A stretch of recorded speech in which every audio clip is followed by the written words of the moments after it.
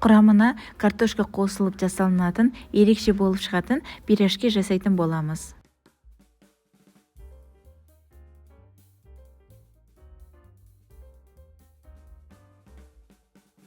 Ол үшін ең алдымен шикі картошкамызды ұсақтап турап аламыз. Оны ыдысымызға салып, үстінен суымызды құямыз. Жақсылап тұрып пісіріп аламыз.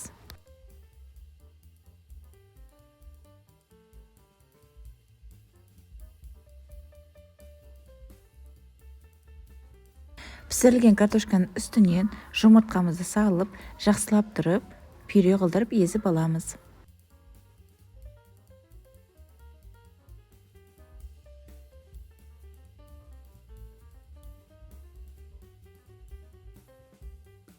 Езіп болған картошкамыздың үстіне картошка пісірілген суымыздан 200 грамм құямыз.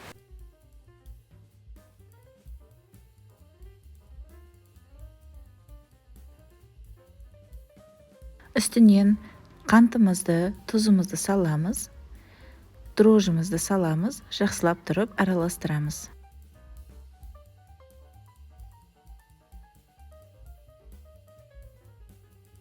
Үстінен ұнымызды салып тұрып, жақсылап тұрып, жүзімсақ қылдырып қамыр илейміз.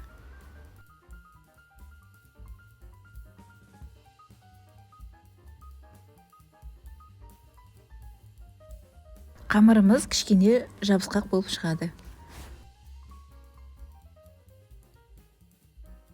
Енді қамырымызды осылай сұйық майымызды үстінен қойып, қолымызбен жақсылап тұрып басып аламыз.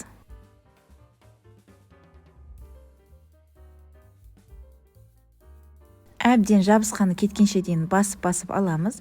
Бетін салафанмен жауамыз. Және де 1 сағатқа қойып қоямыз. Сол уақыт аралығында піскен жұмыртқамызды көбіктеп турап аламыз.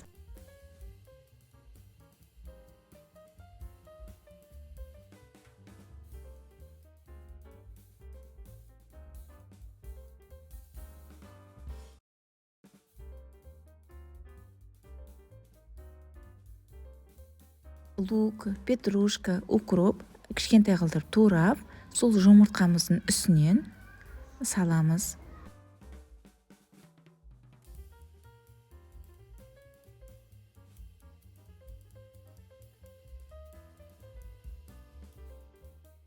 Тұзымызды, бұрышымызды дәміне қарай саламыз. Үстінен ерітілген сұйық майымызды құямыз. Және де жақсылап тұрып араластырып аламыз.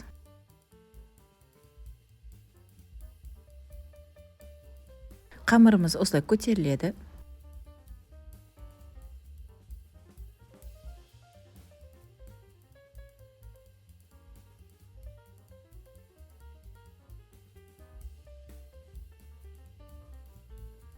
Осындай жабысқақ қамырымыз болып шығады. Оны ортасынан 16 бөлікке бөліп шығамыз. Қамырымыз өте жабысқақ болады. Оның көмегімен 16 бөлікке бөліп шығамыз.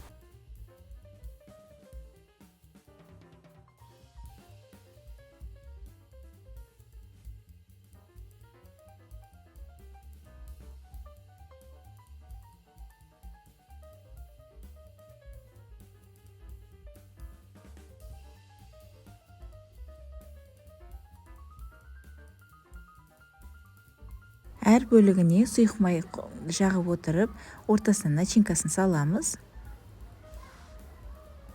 Және де осылай видеодан да қылдырып, пирожкиміздің шеттерін бөгіп шығамыз. Яғни бұл сіздерде пирожки немесе беляши сияқты болып шығады. Осы тура видеодан да қылдырамыз. Оны ештеңе сеппейміз, оның орнына сұйық майдың көмегімен осылай қолымызбен ашып, ортасына начинкасын салып, жақсылап тұрып, жан-жағын бөгеміз. Яғни бекітеміз.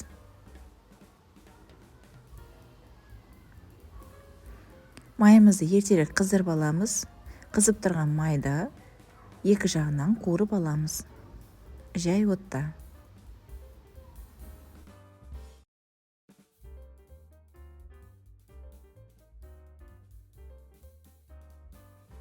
бір жағы қызарғаннан кейін екінші жағына аударамыз.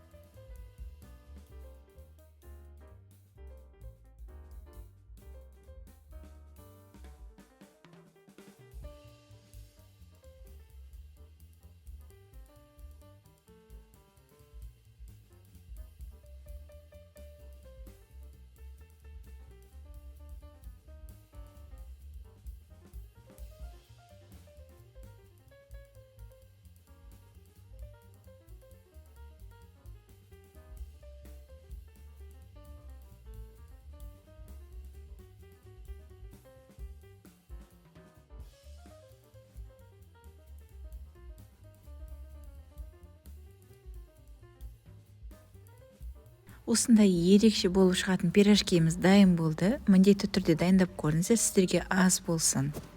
Лайк, комментарий қалдыруға ұмытпаңыздар. Рахмет.